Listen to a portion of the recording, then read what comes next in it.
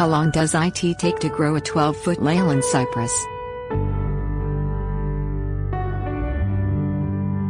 Fast-growing Leyland Cypress Cupressocyparis leylandii trees make an ideal privacy screen, since they grow quickly and never loses their leaves.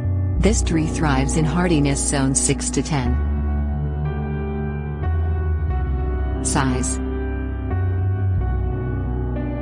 The amount of time it takes to grow your Leyland Cypress 12 feet depends on the size you start with.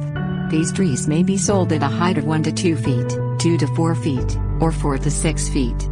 If you're in a rush, pick the largest sapling to get off to a good start. Growth rate. Leyland cypress trees grow as much as 4 feet per year when they are young. So a tree that's 4 feet tall when purchased could reach 12 feet within 2 years. A tree that's 2 feet tall at planting time will need at least 30 months to reach 12 feet in height.